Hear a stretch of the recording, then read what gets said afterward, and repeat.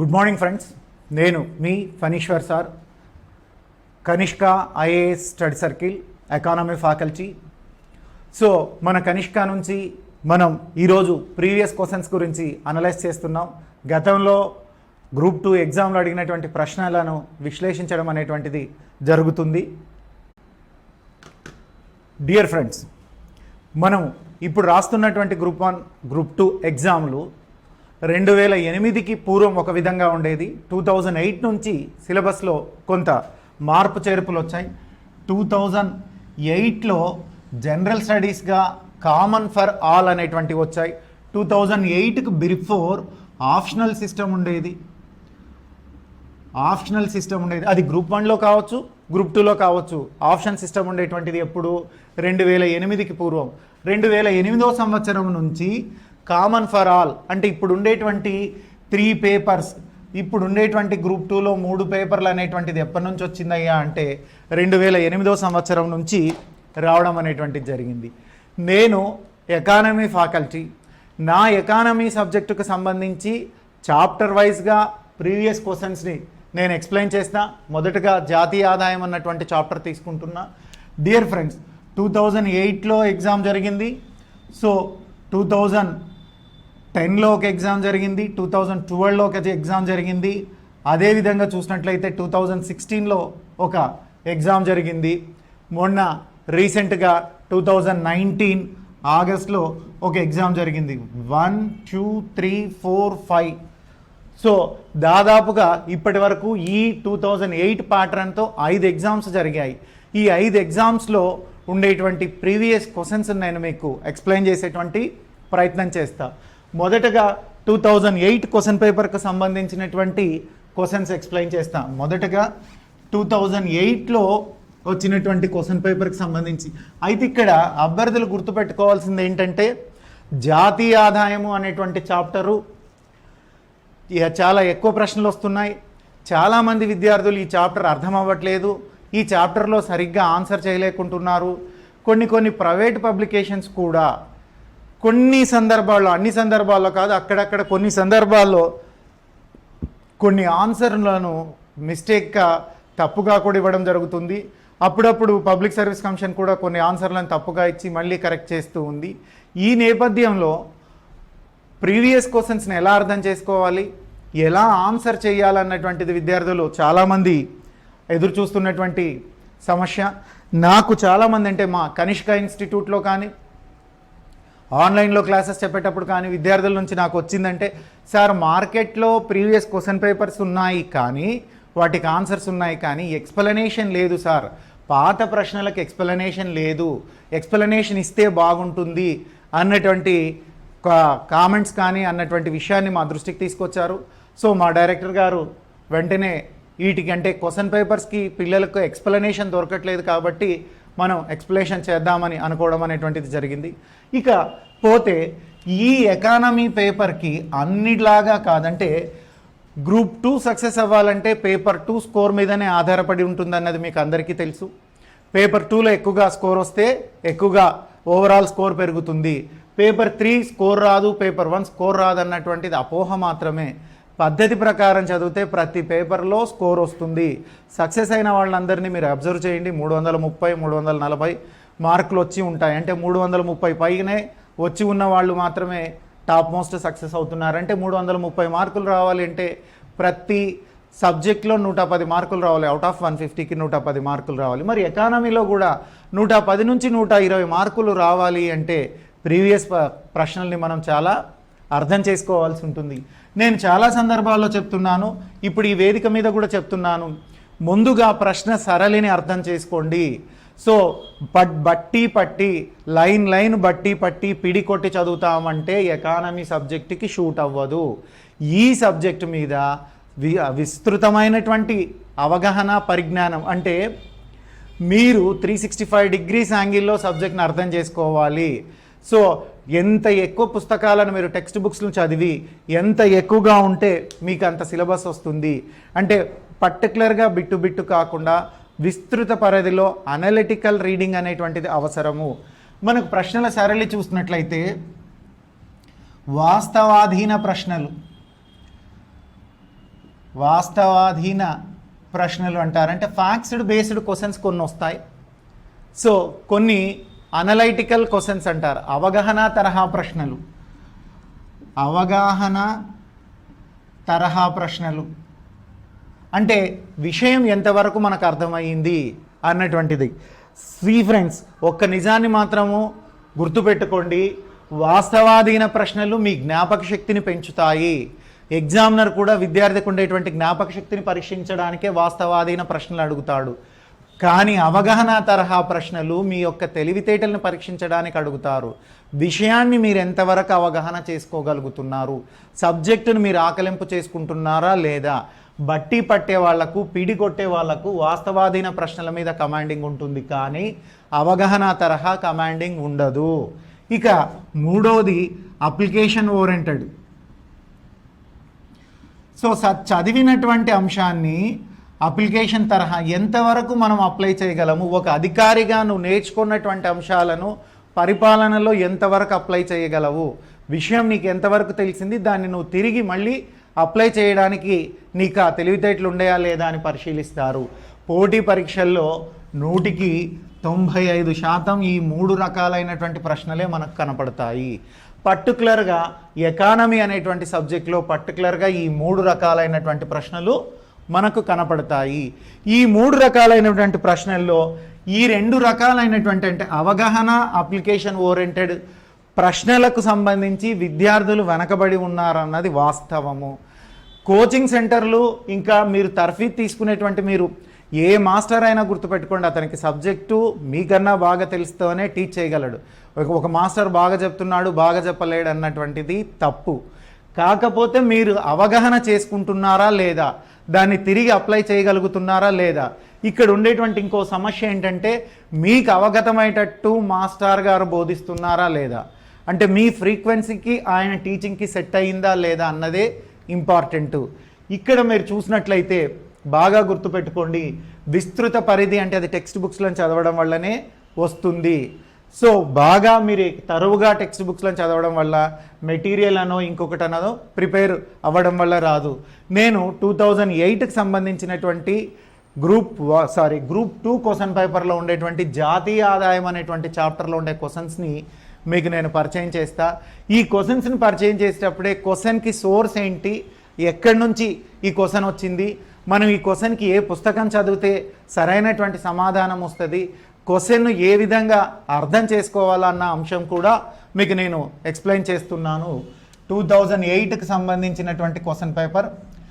2008లో మొట్టమొదటిసారిగా ఈ ప్యాటర్న్తో ఇది జరిగింది. సో ఈ ప్యాటర్న్ గురించి నేను ఎక్స్ప్లెయిన్ చేస్తున్నా. ఫస్ట్ క్వశ్చన్, భారత జాతీయ ఆదాయంలో ప్రాథమిక రంగం యొక్క సముచిత శాతం ఎంత అన్నాడు. భారత జాతీయ ఆదాయంలో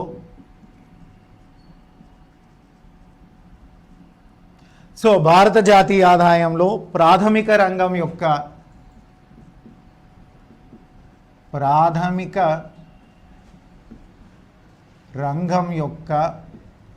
సముచిత స్థానం, సముచిత స్థానం ఎంత అని అడిగారు. సో సింపుల్ క్వశ్చన్ అండి, ఇది డైరెక్ట్ క్వశ్చన్, ట్విస్టింగ్ లేదంటే అవగాహన కాదు, అప్లికేషన్ కాదు, వాస్తవాధీన ప్రశ్న. డైరెక్ట్గా క్వశ్చన్ వచ్చారు, ఇట్స్ ఫ్యాక్ట్ బేస్డ్ క్వశ్చన్. ఏమన్నాడు, జాతీయ ఆదాయంలో ప్రాథమిక రంగం యొక్క రోల్ ఏంటి అన్నాడు. Role of primary sector in national income, that is the meaning. ప్రశ్న సరళిని సరిగ్గా అర్థం చేసుకోలేకపోతే ఆన్సర్ చేయలేరు. సో మిత్రులారా గుర్తుపెట్టుకోండి, ముందుగా మనం ప్రశ్నను క్లియర్గా అర్థం చేసుకోవాలి. ఇక్కడ ఆప్షన్స్ ఏమి ఇచ్చాడంటే number 1 40, number 2 50, number 1 40, number 2 50, number 3 60, number 4 70. Number 4 70 ఇది నేను మేక్ చేసినటువంటి క్వశ్చన్ కాదు, పబ్లిక్ సర్వీస్ కమిషన్ వాళ్ళు 2008లో అడిగినటువంటి ప్రశ్న. ఇది డైరెక్ట్ బేస్డ్, ఇందులో అర్థం చేసుకునేటువంటిది ఏమీ లేదు, కేవలం అవగాహన మాదిరి ప్రశ్న అంటారు. మీ జ్ఞాపక శక్తిని, మీకుండేటువంటి జ్ఞాపక శక్తిని ఎగ్జామినర్ పరిశీలించడం కోసమే ఈ ప్రశ్న అడుగుతున్నారు. ఇప్పుడు మీకు ప్రాథమిక రంగం నుంచి జాతీయ ఆదాయం ఎంత వచ్చింది, అదేవిధంగా ద్వితీయ రంగం నుంచి జాతీయ ఆదాయం ఎంత వచ్చింది, తృతీయ రంగం నుంచి జాతీయ ఆదాయం ఎంత వచ్చింది అనేది తెలియాలి. ఇవి ఎక్కడి నుంచి తెలుస్తాయి? సోర్స్. ప్రతి ప్రశ్నకు ప్రతి ఆన్సర్ చేసేటప్పుడు మనం ఖచ్చితంగా సోర్స్ అనేటువంటిది ఉంటుంది. ఈ సోర్స్ను మనం తీసుకోవాలి. ఇందులో నేను ఇప్పుడు ఆన్సర్ చెప్పాల్సినటువంటి అవసరం లేదు, మీకు ఆన్సర్ ఎలా చేయాలో మాత్రమే నేను చెప్తున్నాను.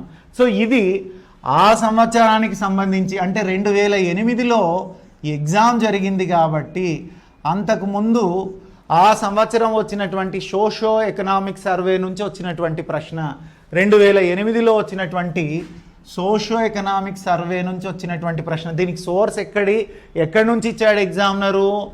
Socio economic survey of India, జాతీయ ఆదాయం అనేటువంటి దాంట్లో మెన్షన్ చేస్తారు. అలాగే సిఎస్ఓ వాళ్ళు, సెంట్రల్ స్టాటిస్టికల్ ఆర్గనైజేషన్ వాళ్ళు ప్రతి సంవత్సరం జాతీయ ఆదాయాన్ని రిలీజ్ చేస్తారు. ఈ జాతీయ ఆదాయం రంగాల వారీగా జాతీయ ఆదాయం అన్నటువంటి దాని మీద ప్రశ్న అడిగారు. అంటే ఇక్కడ ఆ సంవత్సరం చదివినటువంటి విద్యార్థులు ఎవరైతే సోషో ఎకనామిక్ సర్వేలో చదివింటింటే అప్పుడు రంగాల వారీగా ప్రాథమిక రంగం నుంచి ఇంత శాతం వచ్చింది, ద్వితీయ రంగం నుంచి ఇంత శాతం వచ్చింది, తృతీయ రంగం నుంచి ఇంత శాతం వచ్చింది అన్నటువంటిది క్లియర్గా ఉంటుంటుంది. మరి సోషో ఎకనామిక్ సర్వే చదవకపోతే రాదు. అంటే ఇక్కడ మనం చూస్తే ఫ్యాక్ట్స్ బేస్ క్వశ్చన్స్ సర్వే నుంచి వస్తున్నాయి, సోషో ఎకనామిక్ సర్వే నుంచి. ఇది ఒక ఎవిడెన్స్. ఎందుకు? రంగాల వారీగా ఇప్పుడు ప్రాథమిక రంగం అని సింపుల్గా అడిగాడు. ఏమన్నాడు? ప్రాథమిక రంగం. కొన్ని సందర్భాల్లో ఉపరంగం మీద కూడా ప్రశ్న అడగొచ్చు, అది కూడా అడిగారు. మనం నెక్స్ట్ వాటిని డిస్కస్ చేసేటప్పుడు చేద్దాం. ఈ ప్రాథమిక రంగానికి ఎన్ని ఉపరంగాలు ఉన్నాయో మీకు తెలియాలి. ఆ రంగం మీద అంటే దీనికి ఒక సోర్స్ ఏంటి? Socio economic survey. మీరు మైండ్లో పెట్టుకోవాల్సింది ఏంటంటే సర్వే చదవాలి, ఖచ్చితంగా సోషో ఎకనామిక్ సర్వే చదవాలి. సర్వే చదవకుండా ఎకానమీని అటెంప్ట్ చేయడం కష్టము. So one type of question, this is the first question based on the factual information. Facts మీద ఆధారపడింది. నీకు ఆ ఫిగర్ తెలిస్తే ఆన్సర్ చేస్తావు, ఫిగర్ తెలియకపోతే ఎటువంటి పరిస్థితుల్లో ఆన్సర్ చేయలేవు. So question number 2 in that year 2008లోనే వచ్చినటువంటి ఇంకొక క్వశ్చన్. క్రింది వాటిలో ఏది బదిలీ చెల్లింపు? క్రింది వాటిలో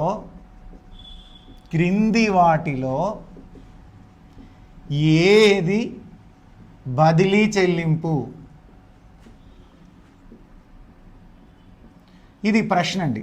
నేను 2008 క్వశ్చన్ పేపర్ అని చెప్తున్నాను. క్వశ్చన్ పేపర్ని మీరు తీసుకొని ముందు పెట్టుకొని ఈ ప్రశ్నలన్నింటినీ చూడొచ్చు. క్రింది వాటిలో ఏది బదిలీ చెల్లింపు? సో ఆప్షన్ 1 సాంఘిక భద్రతా చెల్లింపులు, సాంఘిక భద్రతా చెల్లింపులు. ఆప్షన్ 2 ఏమన్నాడయ్యా అంటే సబ్సిడీలు. ఆప్షన్ 3 గ్రాంట్లు. గ్రాంట్స్. ఆప్షన్ 4 వృద్ధాప్య పెన్షన్లు, వృద్ధుల పెన్షన్లు. సో ఇది ఇలాంటి క్వశ్చన్. ఈ క్వశ్చన్ దేని మీద అడిగారు? ఫస్ట్ క్వశ్చన్ బదిలీ చెల్లింపుల మీద అడిగారండి. ప్రశ్న దేని మీద వచ్చింది? టాపిక్ బదిలీ చెల్లింపులో వచ్చింది. క్రింది వాటిలో ఏది బదిలీ చెల్లింపు? బదిలీ చెల్లింపు అనేది ఒక ఎకనామికల్ టర్మినాలజీ, ఆర్థిక పరిభాషలోని పదమే బదిలీ చెల్లింపు. మరి ఈ బదిలీ చెల్లింపు గురించి మీకు తెలిసి ఉండాలా. సమ్ పీపుల్ అంటే చాలామంది బదిలీ చెల్లింపులకు ఒక ఎగ్జాంపుల్ నేర్చుకోవడం, సార్ బదిలీ చెల్లింపులు స్కాలర్షిప్లు అన్నీ బదిలీ చెల్లింపులే కదా సార్. రైట్, స్కాలర్షిప్లు అన్నీ అది ఎగ్జాంపుల్, కానీ బదిలీ చెల్లింపుల యొక్క డెఫినేషన్ కాదు. బిట్టు నేర్చుకునేవాడు బదిలీ చెల్లింపుకి ఎగ్జాంపుల్ స్కాలర్షిప్ అని నేర్చుకుంటాడు, విస్తృత అవగాహన కలిగి. సో సబ్జెక్టు నేర్చుకునేవాడు, అది డిస్క్రిప్టివ్ ఎగ్జామ్ అయినా కానీ ఆబ్జెక్టివ్ ఎగ్జామ్ అయినా కానీ సబ్జెక్ట్ వచ్చినవాడు దేన్నైనా ఆన్సర్ చేయగలడు. రెండిట్లో పర్ఫెక్షన్ రావాలి అంటే ముందు సబ్జెక్ట్ రావాలి. సబ్జెక్ట్ తెలుసుకోవాలంటే ఇప్పుడు బదిలీ చెల్లింపు అంటే ఏంటి, బదిలీ చెల్లింపు అంటే ఏంటి, ఇది నేర్చుకోవాలి. ఫస్ట్ డెఫినేషన్ ఏం చెప్తున్నారు? బదిలీ చెల్లింపు కొన్ని రకాల ఆదాయాలు ఎటువంటి ఉత్పాదక కార్యక్రమాల్లో పాలు పంచుకోకుండా వస్తాయి, అలాంటి వాటిని బదిలీ చెల్లింపులు అంటారు. కొన్ని రకాల కొన్ని రకాల ఆదాయాలు ఎటువంటి ఉత్పాదక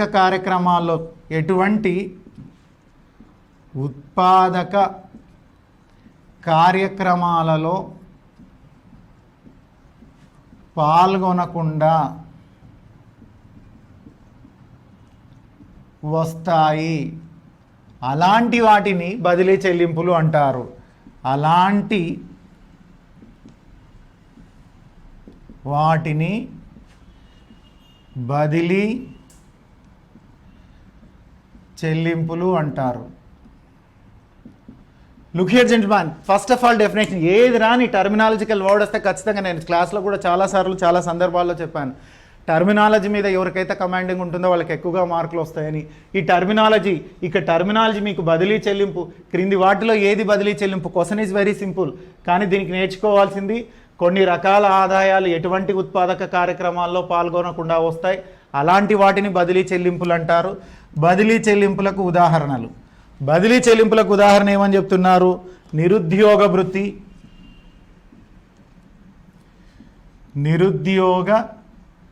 భృతి, అదేవిధంగా చూసినట్లయితే ఉపకార వేతనాలు, వీటినే స్కాలర్షిప్స్ అంటున్నారు. ఉపకార వేతనాలు వీటినే స్కాలర్షిప్స్ అంటున్నారు.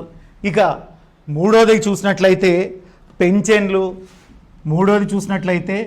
పింఛన్లు, వృద్ధాప్యులకు ఇచ్చే పెన్షన్లు. ఫోర్త్ ఆప్షన్లో ఉంది. ఫోర్త్ ఆప్షన్లో ఉందనే విషయం మీకు ఈ బదిలీ చెల్లింపుల గురించి క్లియర్గా తెలిస్తే అక్కడ ఆప్షన్లు ఎక్కడుందనేది వెంటనే మైండ్లో స్ట్రైక్ అవుతుంది. పింఛన్లు. నాలుగోది బహుమతులు, సాంఘిక విరాళాలు. ఐదోది సాంఘిక విరాళాలు, ఇతర విరాళాలు, రుణాలపై చెల్లించేటువంటి వడ్డీ. 6 రుణాలపై చెల్లించే వడ్డీ. సో ఇది అంటే బదిలీ చెల్లింపుల్లో ఏదైనా ఇవ్వచ్చు. ఇక్కడైతే వృద్ధాప్య పెన్షన్లని ఇచ్చారు, ఇది రైట్ ఆన్సర్ అని మీకు తెలుస్తూ ఉంటుంది. ఇది రైట్ ఆన్సర్ ఎందుకయిందంటే బదిలీ చెల్లింపు యొక్క నిర్వచనం ఇది, బదిలీ చెల్లింపులకు ఉదాహరణలు ఇవి. సో కొన్ని రకాల ఆదాయాలు ఎటువంటి ఉత్పాదక కార్యక్రమాల్లో పాల్గొనకుండా వస్తాయి, అటువంటి వాటిని బదిలీ చెల్లింపులు అంటారు. ఉదాహరణ నిరుద్యోగ భృతి, ఉపకార వేతనాలు, పింఛన్లు, బహుమతులు, సాంఘిక విరాణాలు, రుణాలపై చెల్లించేటువంటి వడ్డీ. సి ఫ్రెండ్స్, 2008లో క్వశ్చన్ పేపర్లో పెద్దగా ట్విస్టులు లేవు. సో ఫస్ట్ టైం ఇంట్రడ్యూస్ చేశారు కాబట్టి పేపర్ లిబరల్గా ఉంది. రాను రాను కాంపిటీషన్ పెరగడం వల్ల ఎగ్జామినరు పేపర్ని మరికొంత ట్విస్ట్ చేస్తూ వచ్చాడు. ఆ ట్విస్టింగ్స్ కూడా మీకు నేను చూపిస్తాను. అంటే 2008లో ఉండేటువంటి క్వశ్చన్స్కి దీనికి. ఇక ఇప్పుడు మనం డిస్కస్ చేసిన ప్రశ్నకు సోర్స్ ఎక్కడి నుంచి వచ్చిందయ్యా అంటే ఎకానమీ పరిభాష పదజాలం నుంచి వచ్చింది. సో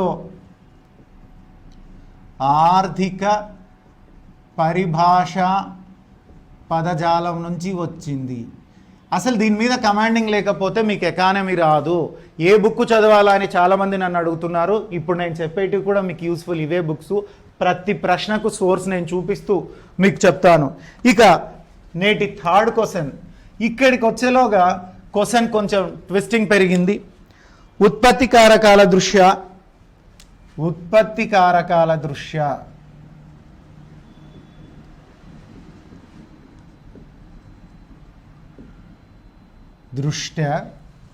ఏమన్నాడు? జాతీయోత్పత్తి కన్నా మార్కెట్ ధరల్లో ఉత్పత్తి కారకాల దృష్ట్యా జాతీయోత్పత్తి కన్నా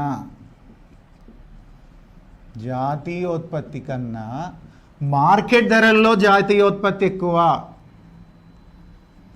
మార్కెట్ ధరల్లో జాతీయోత్పత్తి ఎక్కువ.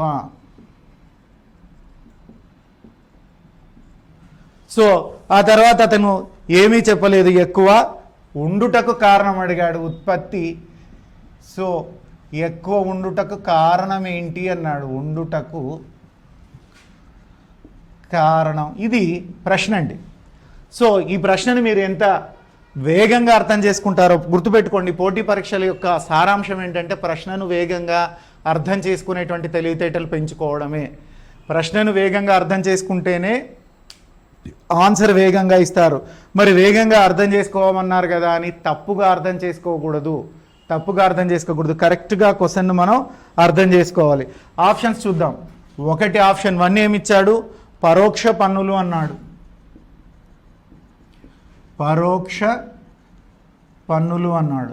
ఆప్షన్ 2 ఏమన్నాడు? సబ్సిడీలు అన్నాడు. ఆప్షన్ 2 సబ్సిడీలు అన్నారు.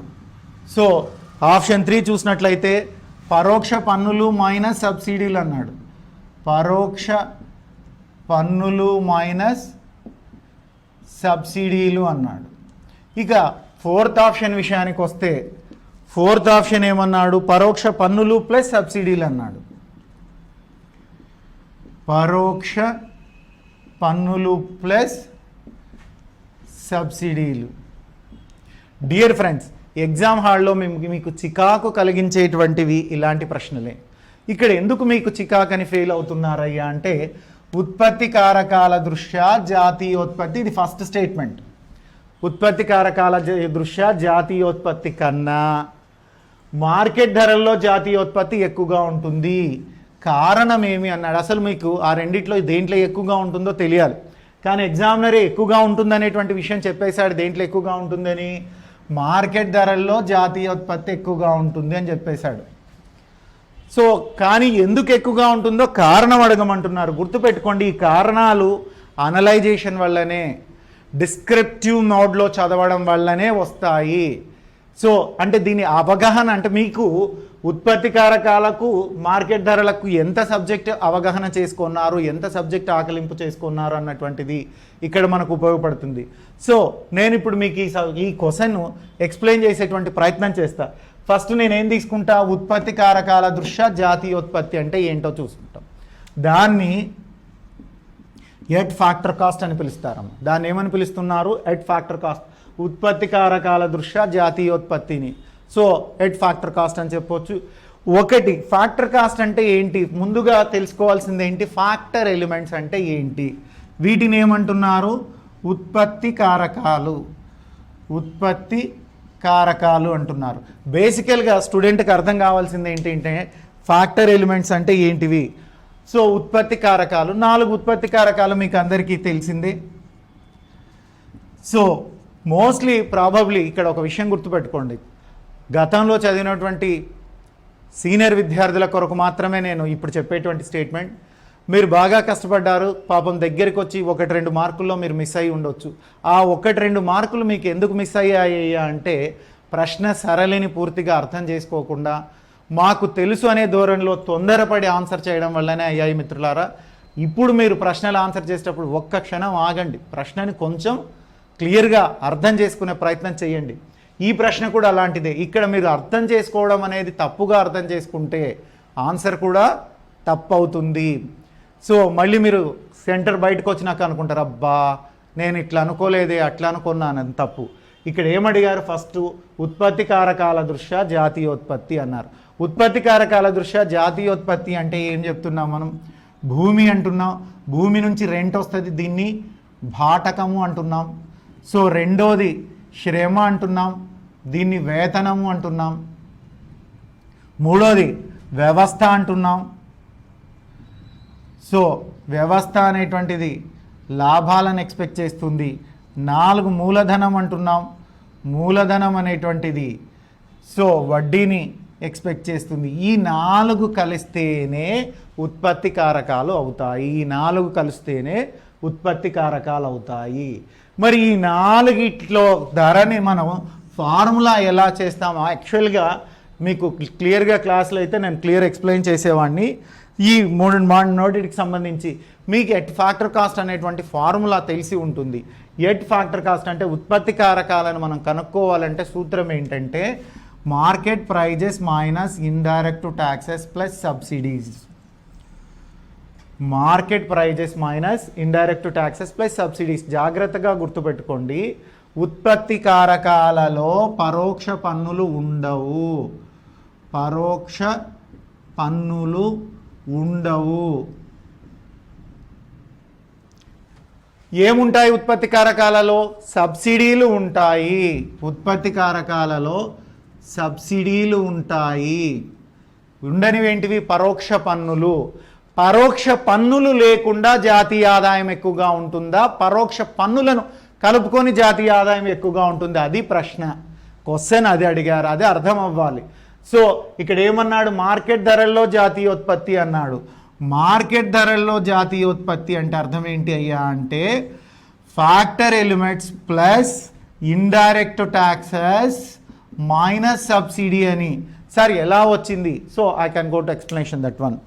ఒక వస్తువు మార్కెట్ ధర అంటే ఏంటంటే ప్రతి మార్కెట్లో అమ్మే ప్రతి వస్తువుకు ప్రభుత్వం పరోక్షంగా పన్నును విధిస్తుంది. దాన్నే ఇండైరెక్ట్ ట్యాక్సెస్ అంటారు.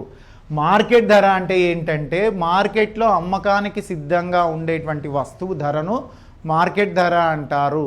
మరి మార్కెట్లో అమ్మేటప్పుడు పరోక్ష పన్ను ఇండైరెక్ట్ ట్యాక్స్ వేస్తారు. ఫ్యాక్టర్ కాస్ట్లో ఇండైరెక్ట్ ట్యాక్స్ ఉండదు. ఫ్యాక్టర్ కాస్ట్లో ఇండైరెక్ట్ ట్యాక్స్ ఉండదు. ఇండైరెక్ట్ ట్యాక్స్ ఉండదు కాబట్టి కారకాల దృష్ట్యా జాతీయోత్పత్తి తక్కువగా వస్తుంది. మార్కెట్ ధరల్లో ఎక్కువగా వస్తుందంటే ఇండైరెక్ట్ ట్యాక్స్ ఉంటుంది. ఇది సింపుల్. ఇక్కడ నేను ఎట్ మార్కెట్ ప్రైస్ ఫార్ములా చెప్తాను మీకు. ఎట్ మార్కెట్ ప్రైస్ అనేటువంటిది రావాలా. సో మార్కెట్ ప్రైస్ అనేది ఎలా వస్తుంది? Factor cost plus indirect taxes minus subsidy. సబ్సిడీలు ఎల్లవేళలా ఉత్పత్తి కారకాలలోనే చూపిస్తున్నాం కాబట్టి మార్కెట్ ధరలలో ఏముండవయ్యా అంటే సబ్సిడీలు ఉండవు, సబ్సిడీలు లేవు. మరి ఉండేటివేంటివి? పరోక్ష పన్నులు ఉంటాయి, పరోక్ష పన్నులు ఉంటాయి. సి ఈ రెండు డిఫరెన్షన్స్ మీకు ఈ రెండు రూల్స్ తెలియకపోతే ఈ క్వశ్చన్కి ఆన్సర్ చేయలేరు. ఉత్పత్తి కారకాలు అంటే ఏంటి? ఉత్పత్తి కారకాల్లో కలిసి ఉండేటువంటివి పరోక్ష పన్నులు ఉండవు, సబ్సిడీలు కలిసి ఉంటాయి. మీకు సబ్సిడీలు కలిసి ఉంటాయని తెలియాలా, పరోక్ష పన్నులు ఉండవని తెలియాలా? పరోక్ష పన్నులు ఎక్కడ ఉంటాయి? మార్కెట్ ధరల్లో ఉంటాయి, అందుకే ఎక్కువగా వస్తుంది. దీనికి ఈ రెండు ఫార్ములాస్ మీ దగ్గర ఉంటే ఇప్పుడు 4 ఆప్షన్స్ మనం పరిశీలించి చూద్దాం. సో పరోక్ష పన్నులు ఒక పరోక్ష పన్నులేనా? మళ్ళీ ఏముంది? ఎట్ మార్కెట్ ప్రైస్ అన్నప్పుడు మైనస్ సబ్సిడీలు ఉంది. సో ఆప్షన్ 1 పరోక్ష పన్నులు, ఆప్షన్ 2 సబ్సిడీలు, ఆప్షన్ 3 పరోక్ష పన్నులు మైనస్ సబ్సిడీలు, ఆప్షన్ 4 పరోక్ష పన్నులు ప్లస్ సబ్సిడీలు. మరి దీన్ని మనం చూసినట్లయితే కరెక్ట్ ఆన్సర్ దీనికి ఏమవుతుందయ్యా? మైనస్ ప్లస్ అన్నప్పుడు చూసినట్లయితే ఏదైతే ఫ్యాక్టర్ కాస్ట్ ఉందో అది ఆన్సర్ కాకుండా ఎట్ ఎంపీ అనేటువంటిది ఆన్సర్ అవుతుంది. సో ఎట్ ఎంపీ ఎక్కడ ఉంది? ఇక్కడ ఎట్ ఎంపీ అంటే పరోక్ష పన్నులు మైనస్ సబ్సిడీలు, పరోక్ష పన్నులు మైనస్ సబ్సిడీలు ఉన్నాయి. అంటే ఎక్కడైతే మనం చూపిస్తున్నాం అంటే మార్కెట్ ధరల్లో చూస్తే factor cost plus indirect tax minus సబ్సిడీలు అంటే ఫ్యాక్టర్ కాస్ట్కి పరోక్ష పన్నులను కలుపుకొని సబ్సిడీలను మినహాయిస్తున్నారు. అందుకోసమే మార్కెట్ ధరల్లో జాతీయోత్పత్తి ఎక్కువగా ఉంటుంది. మార్కెట్ ధరల్లో జాతీయోత్పత్తి ఎక్కువగా ఉంటుంది. కారణం ఎందుకయ్యా అంటే మార్కెట్ ధరల్లో పరోక్ష పన్నులు కలిసి ఉంటాయి, సబ్సిడీలు ఉండవు. అదనంగా ఫ్యాక్టర్ కాస్ట్కి అదనంగా పరోక్ష పన్నులు కలవడం వల్లనే ఎక్కువగా ఉంటుంది. ఫ్యాక్టర్ కాస్ట్కు అదనంగా ఏం కలుస్తుంది? ఇండైరెక్ట్ ట్యాక్స్ కలిసి సబ్సిడీలు తీయబడుతుంది. కాబట్టి మార్కెట్ ధరల్లో జాతీయోత్పత్తి ఎక్కువగా ఉంటుంది. పరోక్ష పన్నులు మైనస్ సబ్సిడీలు అంటే అర్థం ఇదే. సో ఇక్కడ ఉంది ఇండైరెక్ట్ ట్యాక్సెస్ మైనస్ సబ్సిడీస్ అని, అది అర్థం. ఇది మీకు అవగాహన తరహా ప్రశ్న, అప్లికేషన్ ఓరియంటెడ్ క్వశ్చన్. మీరు ఈ విధంగా అంటే మార్కెట్ ధరలు అంటే ఏంటి, ఉత్పత్తి కారకాలు అంటే ఏంటి, వీటిని అన్నిటినీ అప్లై చేసుకొని మైండ్లో ఆన్సర్ చేయాల్సి ఉంటుంది. అందుకోసమే మేము ఎకానమీ ఏం చెప్తామంటే ఎక్కువగా ఎగ్జామ్స్ రాయండి, ఎక్కువగా ప్రాక్టీస్ చేయండి అని విద్యార్థులకు మేము సూచిస్తుంటాం. అంటే ఇప్పుడు మనం చెప్పింది డైరెక్ట్ సబ్జెక్టే. ఇక్కడ ఈ ప్రశ్నకు సోర్స్ ఏంటంటే కంటెంట్ నుంచే వచ్చింది. ఎక్కడి నుంచి వచ్చింది? కంటెంట్ నుంచే వచ్చింది. కంటెంట్ నుంచే అడిగాడు, కాకపోతే అప్లికేషన్ మోడ్లో అడిగాడు. అప్లై చేసే విధంగా అప్లికేషన్ ఓరియంటేషన్లో మనను అడగడం అనేటువంటిది జరిగింది. ఇక ఇదే క్వశ్చన్ ఇచ్చినప్పుడు మనం మైనస్ సబ్సిడీ అంటున్నాం. సబ్సిడీలు అంటే ఏంటివో కూడా విద్యార్థులు తెలుసుకోవాలి. ప్రభుత్వ ఉత్పత్తి సంస్థలకు ఇచ్చే ఆర్థిక సహాయాన్ని, ఇది చాలా చాలా చిన్నదైనా కానీ విద్యార్థులు గతంలో ఎగ్జామ్కి వచ్చినప్పుడు తప్పులు చేశారు. సబ్సిడీలు అంటే ఏంటంటే నథింగ్ బట్ సబ్సిడీలు అనేటువంటివి ఆర్థిక సహాయమే. ప్రభుత్వం ఉత్పత్తి సంస్థలకు ఇచ్చేటువంటి ఆర్థిక సహాయాన్ని సబ్సిడీలు అంటారు. ప్రభుత్వం ఉత్పత్తి సంస్థలకు ఇచ్చేటువంటి ఉత్పత్తి సంస్థలకు ఇచ్చే ఆర్థిక సహాయము, ఇది మీరు సరిగ్గా అర్థం చేసుకోలేక సబ్సిడీ అంటే ఏంటి అని గతంలో అడిగినటువంటి ప్రశ్నలో చాలామంది ఒక తప్పు చేశారు. సబ్సిడీ అంటే యాక్చువల్ డెఫినేషన్ ఇది ప్రభుత్వం ఉత్పత్తి సంస్థలకు ఇచ్చే ఆర్థిక సహాయం. మనకు తెలిసిన సబ్సిడీ ఏంటంటే రూపాయికు బియ్యం ఇవ్వడము, అసలు ధరను ప్రభుత్వం భరించి నామమాత్రపు ధరకే పేదలకు అందించడం, అందులో కూడా ఆర్థిక సహాయం అనే కాన్సెప్టే ఉందండి. దాన్నే అనలైజేషన్ అంటారు. అంటే ఒక యాక్టివిటీ జరిగితే అందులో కాన్సెప్ట్ ఏముంది అనేటువంటిది విద్యార్థికి రావాలా. Be careful. ఇది కూడా సబ్సిడీ అనేది కూడా ఆర్థిక పరిభాషా పదజాలమే. సబ్సిడీ అనేది కూడా ఆర్థిక పరిభాషా పదజాలం, అంటే ఎకనామిక్ టర్మినాలజీ. ఈ ఎకనామిక్ టర్మినాలజీ రాకపోయినా, సబ్జెక్ట్ అర్థం కాకపోయినా, ఎవరు చెప్పినా అర్థం అవ్వదు. ఇక స్టూడెంట్కి ఐక్యూ డిఫరెన్స్ ఉంటుంది. ప్రతి ఒక్కరికి ఒకే విధమైనటువంటి అనలైజేషన్ ఉండదు. క్లాస్లో మాస్టారు, నేను కావచ్చు, ఇతర మాస్టర్లు కావచ్చు, ఎవరైనా కానీ పద్ధతి ప్రకారమే క్లాస్ చెప్తారు. కానీ దాన్ని రిసీవింగ్ చేసుకొని దాన్ని అర్థం చేసుకునడంలో మాత్రం విద్యార్థుల్లో వ్యక్తికి వేరువేరుగా ఐక్యూ అనేటువంటిది ఉంటుంది. సో చాలామంది విద్యార్థులు మీకు చెప్తూ ఉంటారు, నేను పాఠం చెప్తే ఎవరికైనా అర్థం కావాలి, బిట్లు పడిపోవాలి, బిట్లు దిగాలి, ఇదంతా ట్రాష్ అమ్మ.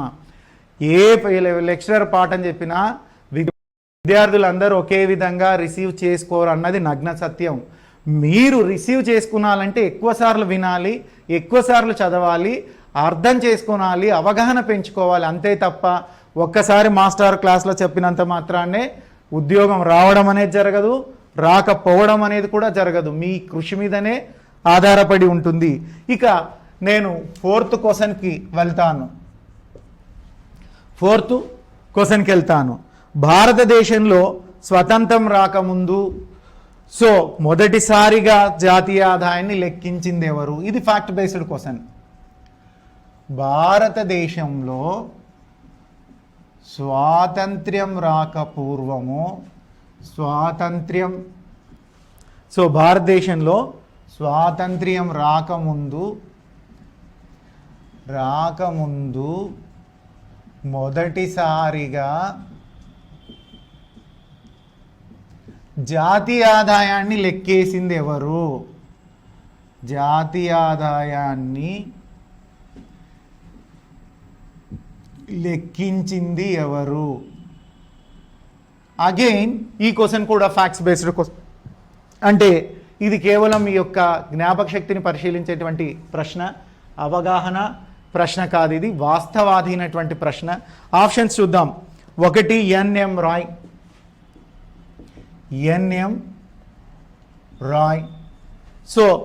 Number 2 VKRV Rao, number 3 optional 3 KN Raj, option 4 Dadabhai Naoroji, option 4 Dadabhai Naoroji. చూడండి 2008లో పెద్దగా ట్విస్టింగ్ లేవు. అప్పుడు రాసిన వాళ్ళు మామూలుగా ఒక యావరేజ్లో ప్రిపేర్ అయినా కూడా సక్సెస్ సాధించినటువంటి అవకాశం ఉండేటువంటి క్వశ్చన్. ఇదే ప్యాటర్న్ ఇప్పుడు ఇదే ప్రశ్నల థీరీ మారింది, ఇంకా డీప్ పెరుగుతుంది. అంటే నెక్స్ట్ నేను మీకు ఎక్స్ప్లెయిన్ చేయబడింది 8 తర్వాత 10 క్వశ్చన్ పేపరు, 12 క్వశ్చన్ పేపరు, ఆ తర్వాత 16 క్వశ్చన్ పేపర్ ఎక్స్ప్లెయిన్ చేసేటప్పుడు ఈ డీప్ అనే దాన్ని మీకు పరిచయం చేస్తాను.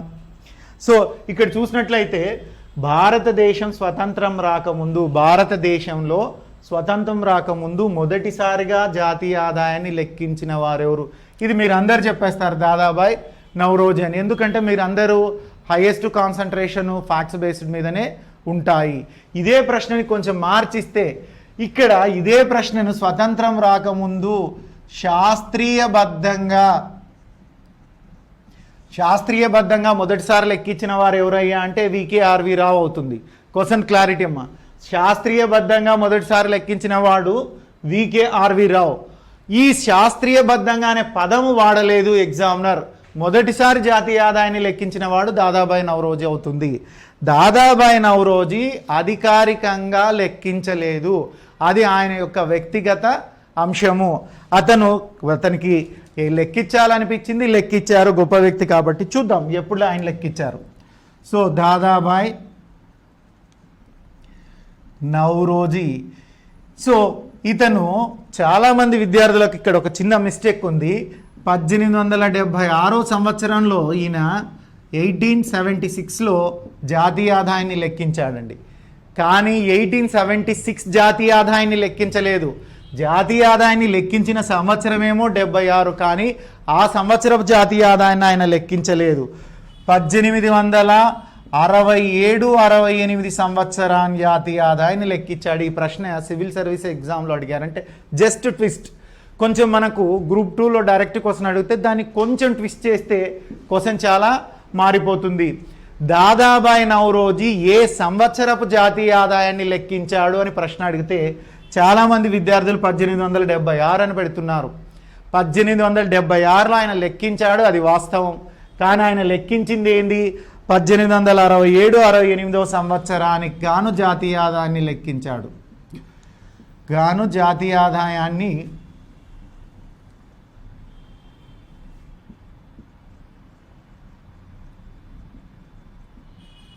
ఇక్కడ నేను ఈ మాట మీకు ఎందుకు చెప్తున్నా అంటే స్టూడెంట్స్ ఎక్కువగా కన్ఫ్యూజ్ అయ్యేటువంటి ఏరియాసు. ప్రతి ప్రశ్న ఇచ్చింది, ఒక ప్రశ్న గతంలో వచ్చిందంటే ఆ ఏరియా ఖచ్చితంగా ఇంపార్టెంట్ అని అర్థం. దాన్ని మీరు ఖచ్చితంగా నేర్చుకోవాల్సిందే. అవగాహన లేక కొంతమంది కూడా దాదాబాయి నవరోజీ 1876 సంవత్సరపు జాతీయ ఆదాయాన్ని లెక్కించాడని రాస్తున్నారు. తప్పు. 1876లో లెక్కించాడు, కానీ లెక్కించింది ఏంది? 1867-68 సంవత్సరానికి సంబంధించినటువంటి జాతీయ ఆదాయాన్ని లెక్కించారు. మరి వీరి ప్రకారం చూసినట్లయితే జాతీయ ఆదాయం ఎంత వచ్చిందయ్యా వీరి ప్రకారం అంటే, జాతీయ ఆదాయము 40 కోట్లుగా భారతదేశ జాతీయ ఆదాయం అనేటువంటిది ఉంది. తలసరి ఆదాయం 20 రూపాయలు చూపించారు.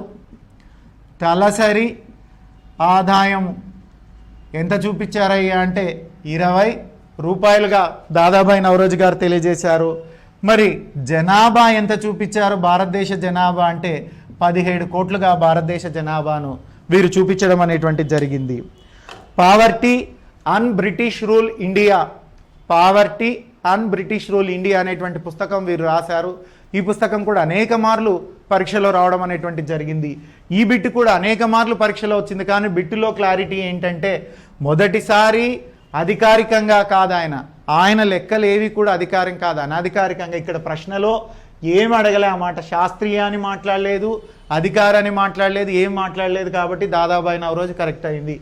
ఒకవేళ క్వశ్చన్లో అధికారికంగా అన్న శాస్త్రీయబద్ధంగా అన్న ప్రశ్నకు ఆన్సర్ మారుతూ ఉంటుంది.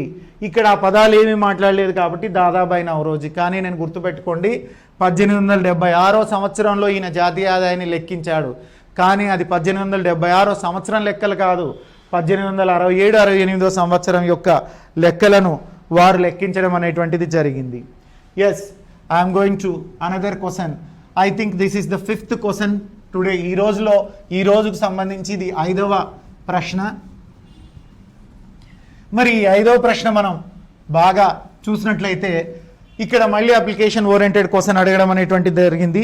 ఇది లిటిల్ బిట్ ఆఫ్ అప్లై చేయాల్సినటువంటి క్వశ్చన్.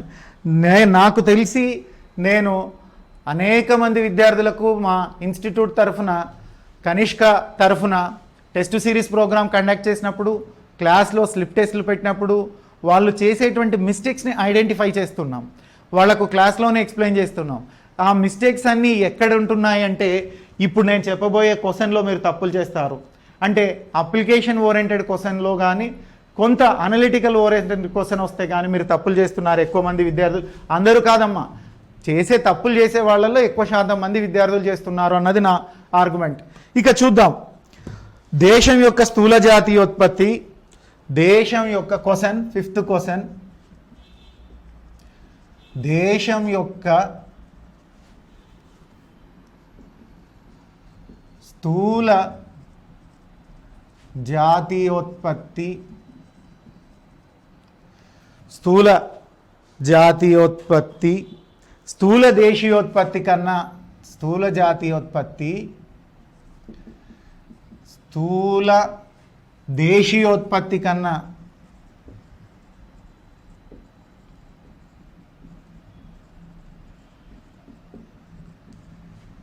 స్థూల దేశీయోత్పత్తి కన్నా అధికంగా ఎప్పుడు ఉంటుంది? అధికము ఒకవేళ అని ఇలా చుక్కలు పెట్టి క్వశ్చన్ వదిలేశాడు. ఇలా చుక్కలు పెట్టి క్వశ్చన్ వదిలేశాడు. ఆప్షన్స్ ఏమిచ్చాడు అది క్వశ్చన్కి చూద్దాం. ఆప్షన్స్ ఏమున్నాయి అంటే, నంబర్ 1 ఎగుమతులను మించి దిగుమతులు ఉన్నచో, నంబర్ 1 ఎగుమతులను మించి దిగుమతులు ఉన్నచో,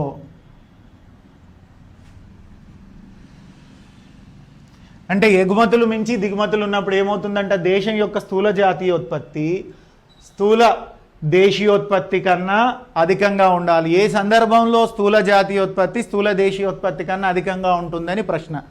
సో ఆప్షన్ 2 ఏమయ్యాడంటే ధరలు క్షీణిస్తే, ధర క్షీణిస్తే.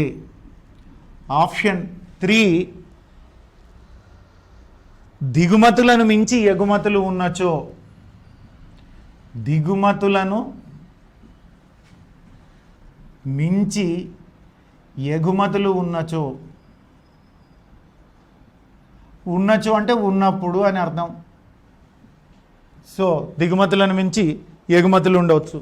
4వది నికర విదేశీ ఆదాయం ధనాత్మకమైనప్పుడు, నికర విదేశీ ఆదాయము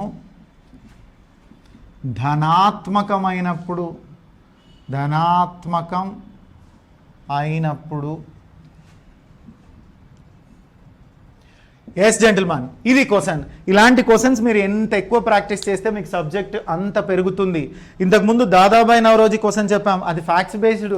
ఆ సంవత్సరం నీకు గుర్తుండి మొదట ఎవరు గుర్తించినారంటే వాడి పేరు రాస్తావు, అంటే అది కేవలం మీ జ్ఞాపక శక్తికి మాత్రం సంబంధించింది. కానీ ఈ ప్రశ్న అలా కాదు. మీ యొక్క అవగాహన అప్లికేషన్, మీ యొక్క అప్లై చేసేటువంటి సామర్థ్యానికి తెలుస్తుంది. ఇక్కడ మీకు ఎగుమతులను మించి దిగుమతులు ఉన్నచో, ధరలు క్షీణిస్తే, దిగుమతులకు మించి ఎగుమతులు ఉన్నప్పుడు, నికర విదేశీ ఆదాయం ధనాత్మకమైనప్పుడు అనే కండిషన్స్ ఇచ్చాడు. ఈ ఏ కండిషన్లో ఏది మారుతుంది? ఇక్కడ ఏమన్నాడు, ప్రశ్న ఏమన్నారు, బాగా కేర్ఫుల్గా వినండి. ఇది అప్లికేషన్ ఓరియంటెడ్ క్వశ్చన్. దేశం యొక్క స్థూల జాతీయోత్పత్తి స్థూల దేశీయోత్పత్తి కన్నా అధికము ఒకవేళ, అంటే ఏ సందర్భంలో అధికం అవుతుంది అంటే, సింపుల్గా క్వశ్చన్ ఏమడిగారయ్యా అంటే దేశం యొక్క స్థూల జాతీయోత్పత్తి స్థూల దేశీయోత్పత్తి కన్నా ఏ సందర్భంలో ఎక్కువగా ఉంటుంది. క్వశ్చన్ మీకు విడమర్చి ఇక్కడ పక్కకు రాస్తాను. దేశం యొక్క స్థూల జాతీయోత్పత్తి, దేశం యొక్క స్థూల జాతీయోత్పత్తి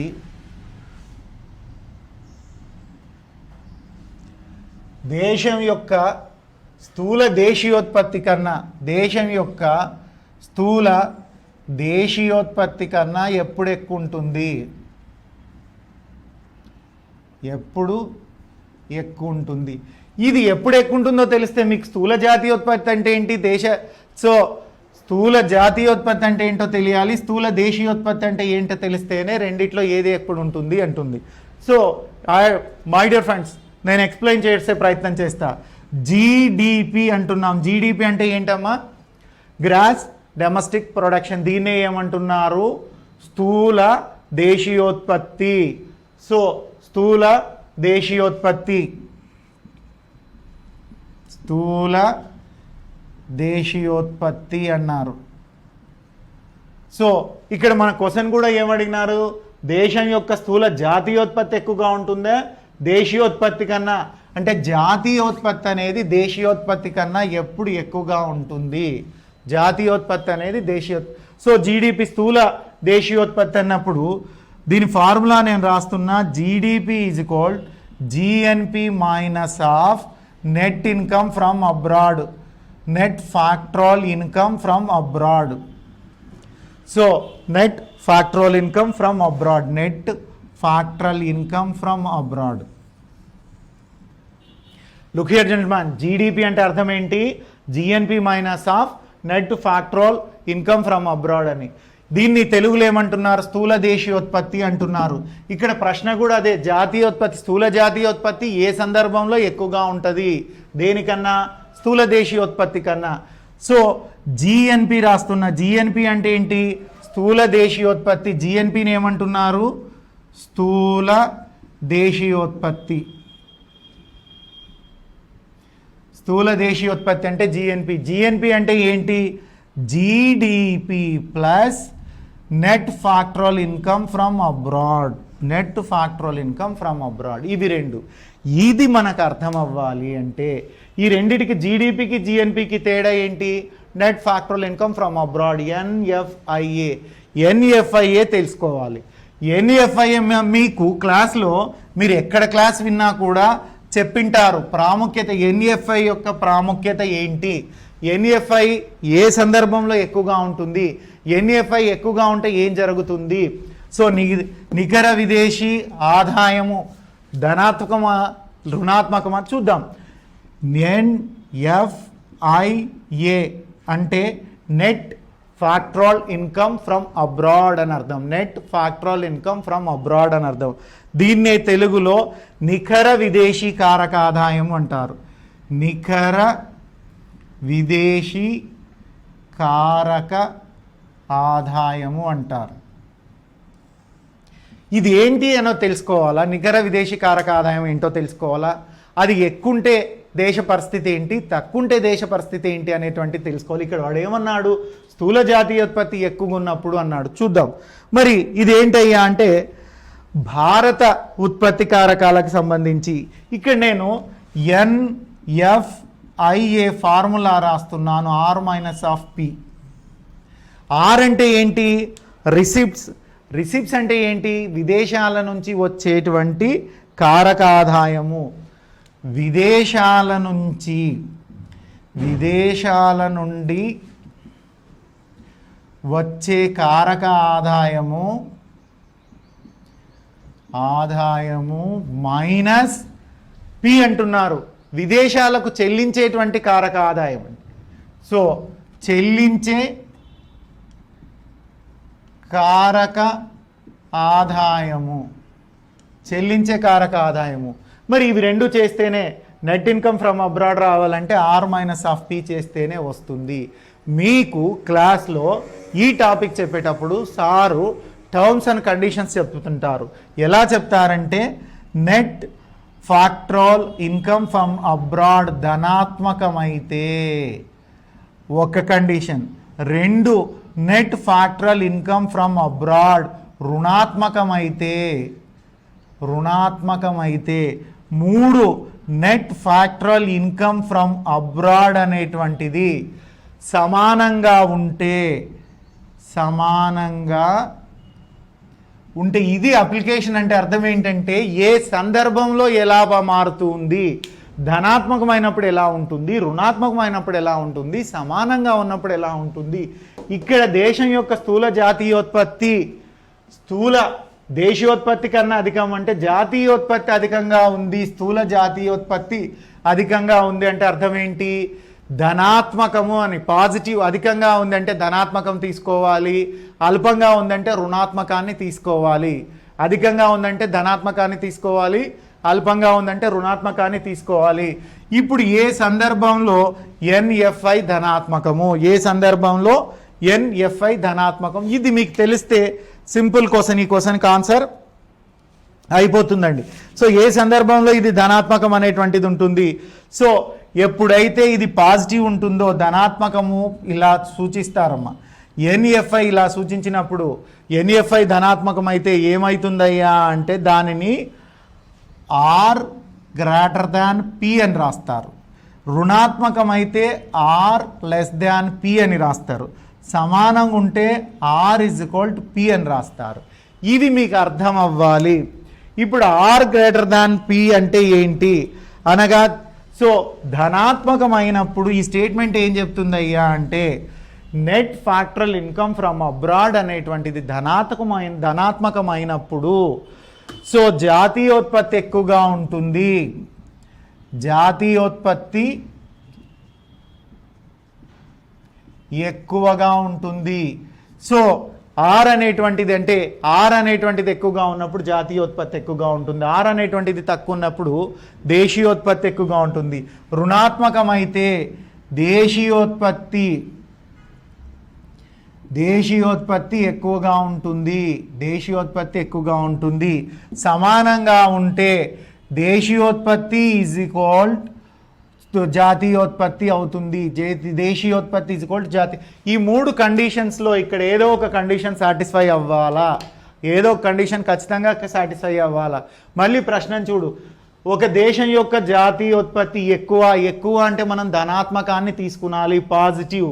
ఎన్ఎఫ్ఐ పాజిటివ్ అయినప్పుడు ఏమవుతుంది, జాతీయోత్పత్తి ఎక్కువగా ఉంటుంది. ఎన్ఎఫ్ఐ పాజిటివ్ అనే స్టేట్మెంట్ ఎక్కడైనా ఉందా? ఇచ్చిన 4 ఆప్షన్లో ఎన్ఎఫ్ఐ పాజిటివ్ అనేది మనకు కరెక్ట్ ఆన్సర్. ఇచ్చిన 4 ఆప్షన్లో ఆ పదం ఎక్కడన్నా ఉందా? సో ఎగుమతులను మించి దిగుమతులు ఉన్నాయి, లేదు. 2 ధర క్షీణిస్తే, లేదు. 3 దిగుమతులను మించిన ఎగుమతులు ఉన్నాయి, లేవు. 4 నికర విదేశీ ఆదాయం ధనాత్మకమైనప్పుడు, కండిషన్ నికర విదేశీ ఆదాయం ధనాత్మకమైనప్పుడు జాతీయోత్పత్తి ఎక్కువగా ఉండును. నికర విదేశీ కారక ఆదాయం ధనాత్మకమైనప్పుడు జాతీయోత్పత్తి ఎక్కువగా ఉండును. నికర విదేశీ ఆదాయం రుణాత్మకమైతే దేశీయోత్పత్తి ఎక్కువగా ఉండును. ఇక్కడ వీడు జాతీయోత్పత్తి ఎక్కువగా ఉందన్నాడు కాబట్టి ఇది అంటే ఇప్పుడు నేను ఇంతసేపు చెప్పిన ఈ ఎక్స్ప్లెనేషను మీకు క్లాస్లో సారిచ్చింటారు. దాన్ని మీరు చదివేటప్పుడు వినేటప్పుడు ఇంకొక విషయం అభ్యర్థులందరూ గుర్తుపెట్టుకోండి, ఎకానమీ విన్నప్పుడు చాలా బాగుంటుంది, చాలా అర్థమైనట్లుగా కనపడుతుంటుంది. వెంటనే ప్రాక్టీస్ చేయకపోతే అది మళ్ళీ మీరు మర్చిపోయే ప్రమాదం ఉంది. అందుకోసమే మళ్ళీ ప్రాక్టీస్ చేయండి. గుర్తుపెట్టుకోండి, కాంపిటేటివ్ సక్సెస్ ఫార్ములా ఏంటంటే 1 గోయింగ్ ఆన్ రీడింగ్ అయితే, 2 practice is key to success అంటారండి. Practice is key to success. Practice అనేది సక్సెస్కి తాళం చెవి లాంటిది. సక్సెస్ రావాలి అంటే ప్రాక్టీస్ రావాలి, అది రివిజన్ రావాలి. Revision is key to success అంటారు. రివిజన్ లేకుండా ఏ వ్యక్తికి కూడా సక్సెస్ రాదమ్మా. రివిజన్ లేకుండా ఏ వ్యక్తికి కూడా సక్సెస్ అనేటువంటిది రాదు. చూడండి, ఏ ప్రశ్న చూసినా ఈ 3 ఉంటాయి. వాస్తవాధీనమైన ఉంటుంది, అవగాహన అయినా ఉంటుంది, అప్లికేషన్ అయినా ఉంటుంది. ఇప్పుడు మనం చెప్పిందంతా కూడా అప్లికేషన్ ఓరియంటెడ్. అంటే మీకు ఎన్ఎఫ్ఐ అనేది తెలిస్తే దాన్ని అప్లై చేయాలి ఎలా, ధనాత్మకమైనటువంటి కండిషన్స్లో ఎలా ఉంటుంది, రుణాత్మక కండిషన్స్లో ఎలా ఉంటుంది అన్నటువంటి ఇది మీరు భయపడాల్సినటువంటి అవసరం లేదు సోదరా. ఎందుకంటే మొత్తం మీద మనకు క్వశ్చన్ పేపర్లో ఈ అప్లికేషన్ 30% క్వశ్చన్స్ మాత్రమే ఉంటాయి. ఈ 30% క్వశ్చన్స్ ఎవరు చేస్తారో వాళ్ళకే ఎక్కువ స్కోర్ వస్తుంది, మిగతా అందరూ యావరేజ్. మన దగ్గర 100 మంది ప్రిపేర్ అయితే 100 మెంబర్స్ అనుకుంటే సో 20 మెంబర్స్ మాత్రమే సీరియస్ క్యాండిడేట్స్ ఉంటారు. వాళ్ళు నోటిఫికేషన్తో సంబంధం లేకుండా, ఎగ్జామ్ డేట్తో సంబంధం లేకుండా ప్రతిరోజు త్రికరణ శుద్ధిగా 8 గంటలు కష్టపడి చదువుతూ ఉంటారు. ప్రతిరోజు ఎవరైతే క్రమం తప్పకుండా రోజుకి 8 గంటలు చదువుతారో వాళ్ళకి ఏ సర్వీస్ అయినా రాగలదు. ఇది ప్రాక్టికల్గా కూడా అశోక్ నగర్లో ఎంతోమంది నిరూపించినటువంటి సత్యం. మీరు కూడా దీన్ని ఫాలో అవ్వండి. Next I'm going to another question. ఈరోజు క్వశ్చన్లకు సంబంధించి 6వ ప్రశ్న నేను తీసుకుంటున్నాను. 6వ ప్రశ్న ఇది కూడా ఫ్యాక్ట్స్ బేస్డ్ క్వశ్చనే. 2008లో ఎక్కువగా ట్విస్టింగ్స్ లేవు, ఉండేటివి కొంచెం అప్లికేషన్ ఓరియంటెడ్ ఉన్నాయి. ఎందుకంటే స్టార్టింగ్ మొదటిసారి సిలబస్ వచ్చింది, మారిన సిలబస్ను అనుసరించి మొదటిసారి అప్పుడు పరీక్ష జరిగింది కాబట్టి. సో క్వశ్చన్ చెప్తున్నా, భారత జాతీయ ఆదాయాన్ని దీని సహాయంతో లెక్కిస్తారు. భారత జాతీయ ఆదాయాన్ని దీని ప్రకారం లేదా దీనితో, వాళ్ళు ఏమంటారు, దీని సహాయంతో అనేటువంటి పదం వాడారు. దీని సహాయంతో లెక్కిస్తారు. దీని సహాయంతో లెక్కించడం అనేటువంటిది జరిగింది. సో ఆప్షన్ 1 ఆదాయ మదింపు పద్ధతి. వీళ్ళు ఆదాయ పద్ధతి అని మాత్రమే రాశారండి, దాని అర్థం ఆదాయ మదింపు పద్ధతి అనే. రెండో ఆప్షన్ 2 ఉత్పత్తి మదింపు పద్ధతి, దీన్ని వీళ్ళు ఉత్పత్తి పద్ధతి అన్నారు. మూడోది వ్యయ మదింపు పద్ధతి, వ్యయ మదింపు పద్ధతి. 4 చూసినట్లయితే సో అన్ని పద్ధతులు అన్నాడు. అన్ని పద్ధతులు. ఇప్పుడు మీలో 190 మంది ఆన్సర్ చెప్పేసి ఉంటారు, మీ మనసులో అనుకుంటూ ఉంటారు. ఆన్సర్ ఏంటంటే అన్ని. మీరు కాన్సెప్ట్ చదివేటప్పుడు జాతీయ ఆదాయాన్ని లెక్కించేటువంటివి. సో దాన్ని మనం ఏమని చెప్పుకుంటున్నాం, 3 పద్ధతుల్లో జాతీయ ఆదాయాన్ని లెక్కిస్తారు అని చెప్తున్నారు. సో జాతీయ ఆదాయాన్ని మదించే పద్ధతులు, జాతీయ ఆదాయాన్ని మదించే పద్ధతులు అన్నాం. మదించే పద్ధతులు ఇది మీకు నోట్స్లో క్లియర్గా మనం క్లాస్ నోట్స్లో చెప్పాం, మీ పుస్తకాల్లో ఉంది, అన్నిట్లో ఉంది. ఇట్స్ ఫ్యాక్ట్స్ కోసం ఇందులో ఏమి మీరు అంటే గందరగోళ పడాల్సినటువంటిది ఆలోచించాల్సిన పని ఏమీ లేదు. ఎందుకంటే జాతీయ ఆదాయాన్ని 3 పద్ధతుల్లో మదిస్తారు. 1 ఉత్పత్తి మదింపు పద్ధతి, 2 ఆదాయ మదింపు పద్ధతి, 3 వ్యయ మదింపు పద్ధతి. వ్యయ మదింపు పద్ధతి. సో ఆదాయ మదింపు పద్ధతి, ఉత్పత్తి ఇవి క్లాస్లో ప్రతి ఒక్క ఫ్యాకల్టీ మీకు చెప్పింటారండి, ప్రతి ఒక్కరు నోట్స్లో ఉంటాయి. మీరు చాలామంది విద్యార్థుల అపోహ ఏంటంటే వాళ్ళు చెప్పలేరు వీళ్ళు చెప్పలేరు అంటుంటారు. ఫ్యాక్ట్స్ బేస్డ్ ఏ ఫ్యాకల్టీ అయినా చెప్పగలరండి. ఎక్కడ లెక్చరర్ టు లెక్చరర్ డిఫరెన్స్ వస్తుందంటే అప్లికేషన్ ఓరియంటెడ్ క్వశ్చన్స్ చెప్పేటప్పుడు, అవగాహన తరహా ప్రశ్నలు చెప్పేటప్పుడు విస్తృత పరిధిలో అంటే సివిల్ సర్వీసెస్ గ్రూప్ 1 లాంటి డిస్క్రిప్టివ్ మోడ్ ఎగ్జామ్స్కు టీచ్ చేసినటువంటి ఫ్యాకల్టీస్ ఎవరైనా ఉంటే వాళ్ళు మీకు అవగాహన తరహా ప్రశ్నల్ని అతి సులువుగా ఆన్సర్ చేసేటట్లుగా మీకు ఎక్స్ప్లెయిన్ చేయగలరు. మామూలుగా బిట్టు మాదిరిగా మీరు వాటిని చూసినారంటే ఆన్సర్ చేయలేరు. ప్రతి ఒక్క ఫ్యాకల్టీ ఈ విషయం చెప్పింటారు మీకు. నేను చెప్పిన విషయం ప్రతి ఒక్క ఫ్యాకల్టీ చెప్పింటారు. క్లియర్గా ఉంది. ఉత్పత్తి మదింపు పద్ధతి, ఆదాయ మదింపు పద్ధతి, వ్యయ మదింపు పద్ధతి. సింపుల్ ఇట్ సేస్ అన్ని రకాలైనటువంటి పద్ధతులు. Question number 6 is over. So next I'm going to another question number 7. So next I am going to discuss about the question number 7. భారత స్థూల దేశీయోత్పత్తి. Question number 7. భారత స్థూల దేశీయోత్పత్తి.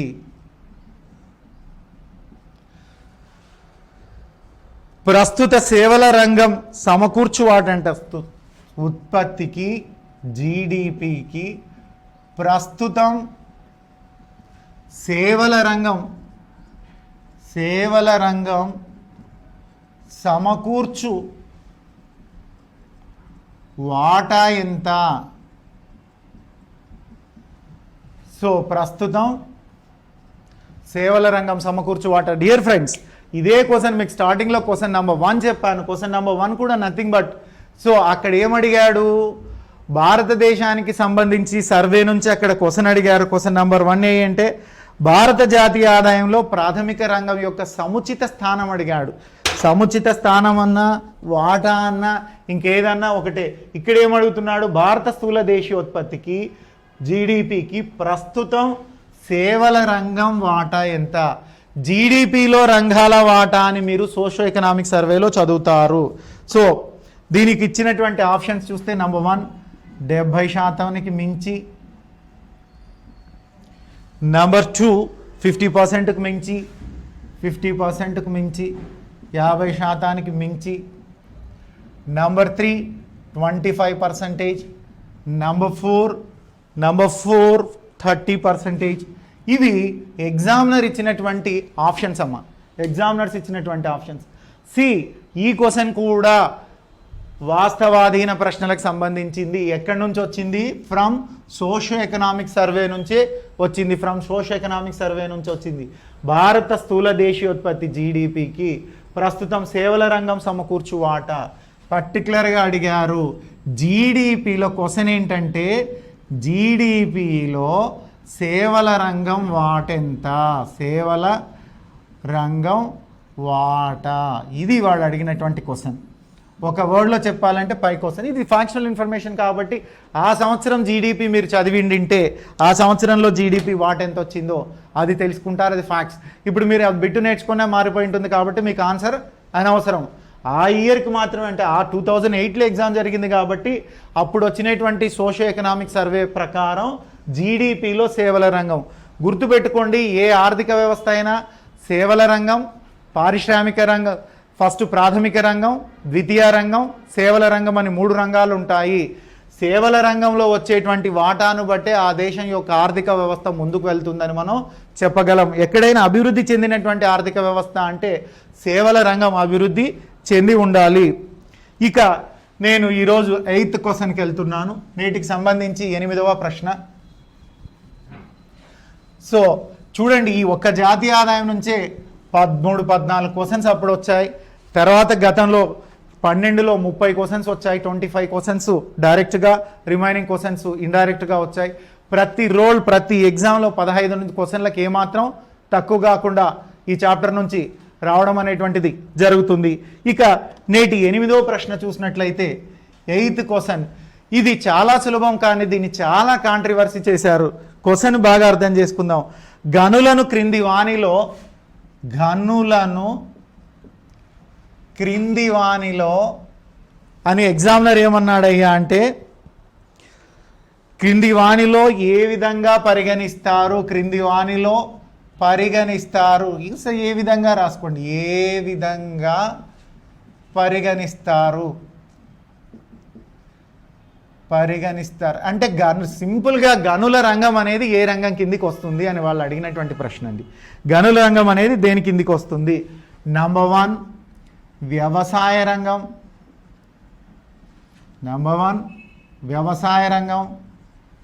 నంబర్ 2 పారిశ్రామిక రంగం,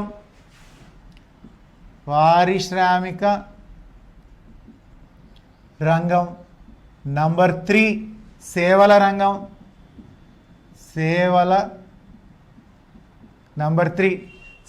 రంగం, నంబర్ 4 అవస్థాపన, అవస్థాపన సౌకర్యాలు, నంబర్ 4 అవస్థాపన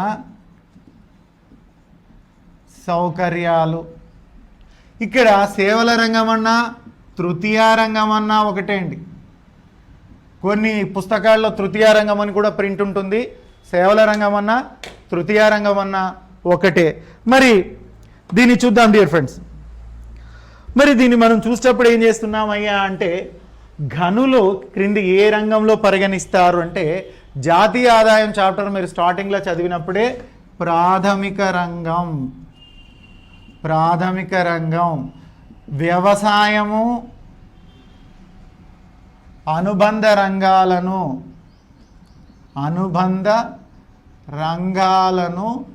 ప్రాథమిక రంగంగా భావిస్తారు అని చెప్పింటారు. వ్యవసాయం అనుబంధ రంగాలని ప్రాథమిక రంగం అంటారు. ఇందులో ఏముంటాయి? వ్యవసాయము, రెండోది వచ్చేసి అడవులు, 3 పాడి పరిశ్రమ, 4 మత్స్య సంపద,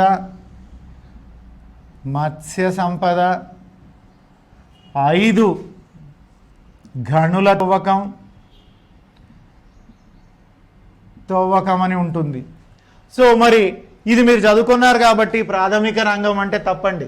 ఇక్కడ గనుల తవ్వకం వేరు, గనులు వేరు. ఈ విషయాన్ని అభ్యర్థులు గుర్తించాలి. దీన్ని కాంట్రవర్సీ ఎందుకన్నానంటే నేను కొంతమంది వ్యవసాయ రంగం అని కొన్ని పుస్తకాల్లో ఆన్సర్ ఇచ్చారు, కొన్ని పుస్తకాల్లో పారిశ్రామిక రంగం అని ఆన్సర్ ఇచ్చారు. ఇది ఏంటి మరి? వ్యవసాయ రంగం కరెక్ట్ ఆన్సరా లేకపోతే పారిశ్రామిక రంగం కరెక్ట్ ఆన్సరా? విద్యార్థుల్లో కూడా ఉండేటువంటి డౌట్ ఇది. సో డియర్ ఫ్రెండ్స్ బాగా గుర్తుపెట్టుకోండి, గనుల తవ్వకం మాత్రమే ప్రాథమిక రంగం కిందికి వస్తుంది. గనులు రావు. గనులు పారిశ్రామిక రంగం. గనుల తవ్వకం అనేటువంటిది అంటే తవ్వేటప్పుడు ప్రాథమిక రంగం అవుతుంది, తవ్వి ఆ గనిలో ఉండేటువంటి మెటల్ని బయటికి తీస్తే అది పారిశ్రామిక రంగం అవుతుంది. ఇక్కడ right answer is to very simple question. గనుల తవ్వకం వేరు, గనుల రంగం వేరు, గనులు తవ్వే రంగం వేరు, గనులు వేరు. ఈ రెండు డిఫరెన్స్, జస్ట్ ఇది పారిశ్రామిక రంగం నుంచి వస్తుంది. ఈ డిఫరెన్స్ మీకు కావాలి. ఈ డిఫరెన్స్ మీరు అర్థం చేసుకోకుండా నేను చదివాను నోట్స్లో ప్రాథమిక రంగం కింద గనుల తవ్వకం అనేటువంటిది ఉంది, మరి నేను కరెక్టే ఆన్సర్ పెట్టినాను వ్యవసాయ రంగం అని, కానీ ఎగ్జామ్లో అది సరిగ్గా కన్సిడర్ చేయలేదంటే తప్పండి. మీరు ప్రశ్నని ఇంకా కొంచెం క్లియర్గా అర్థం చేసుకోవాలని అర్థం. సో ప్రాథమిక రంగం తెలుసు మీకు, గనుల తవ్వకం ఉంది, కానీ గనుల తవ్వకాన్ని ప్రశ్నలో అడగలేదు, గనులను మాత్రమే అడిగారు. గనులు పారిశ్రామిక రంగం కిందికి వస్తాయి.